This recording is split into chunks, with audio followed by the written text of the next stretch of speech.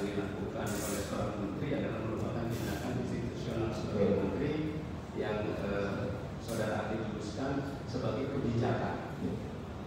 Mohon bisa dijelaskan. Ya, betul. Jadi basic itu ada dua yang berbeda, ada putusan, ada tindakan. Putusan itu adalah penetapan tertulis yang dibuat oleh pejabat administrasi negara, sifatnya final individu pembentuk kedua keputusan. Nah, kalau tindakan administrasi negara itu ya dia tidak tertulis Pak, tapi tindakan itu kemudian memiliki akibat hukum dan dia bisa jadi final individu pembentuk. Misalnya diamnya saya, ketika Bapak datang ke saya minta misalnya izin, diamnya saya itu adalah tindakan administrasi negara. Nah itu yaitu produk administrasi negara. Nah baik PSIC maupun baik PSIC yang bersifat keputusan dan PSIC yang bersifat tindakan itu merupakan kebijakan administrasi negara. Kan kalau bicara bukti di PT UN ya, di surat kan, tapi dalam konteks hukum administrasi negara ya dokumen ini adalah dokumen bukti surat yang bisa juga jadi bukti ya, alat bukti. Dan apakah ini harus dijadikan pertimbangan di dalam menjatuhkan sanksi atau memberikan penilaian terhadap seorang menteri di dalam menggunakan kewenangan di dalam tugas-tugas penyelenggaraan negara, khususnya di dalam membuat suatu keputusan? Ya, jadi yang saya sampaikan dari kepada jaksa tadi itu ya pertimbangan itu cuma dua. Yang pertama adalah peraturan perundang-undangan, yang kedua adalah azas-azas pemerintahan baik.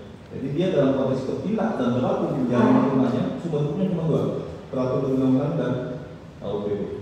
Ya, dan dalam hal seorang menteri sudah diperiksa ya terhadap tindakan-tindakannya dan kemudian sudah diterbitkan laporan hasil pemeriksaan, apakah hasil pemeriksaan ini merupakan pertimbangan untuk menentukan status hukum dari keputusan yang diambilnya terkait juga dengan sanksi-sanksi apabila memang kemudian di dalam hasil pemeriksaan ini dikatakan ada perbuatan melawan hukum contohnya, kemudian ada kerugian negara. Nah, apakah hasil pemeriksaan ini yang dijadikan dasar untuk mengenakan sanksi dalam penilaian seorang menteri yang telah membuat keputusan tersebut?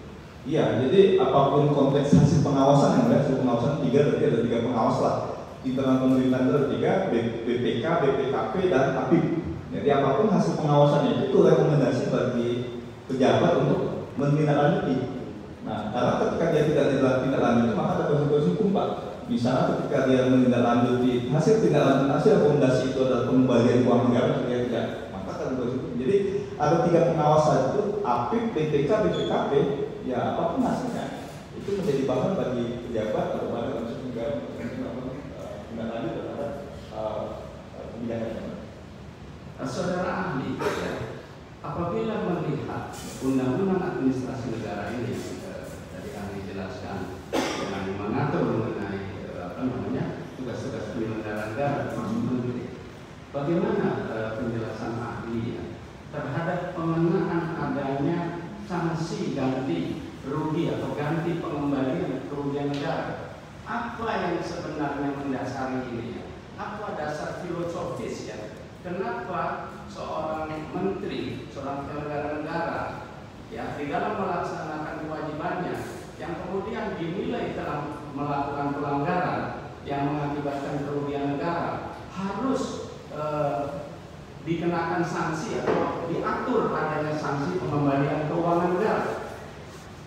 Mohon ahli jelaskan agar kami semua mendapat pencerahan mengenai hal ini. Ya baik, jadi Undang-Undang 30 tahun 2014 itu dalam konteks filosofi atau priority yang dia. Jadi kalau pejabat itu melakukan kesalahan administratif dia dikoreksi. Bagaimana itu koreksinya ya? Baik.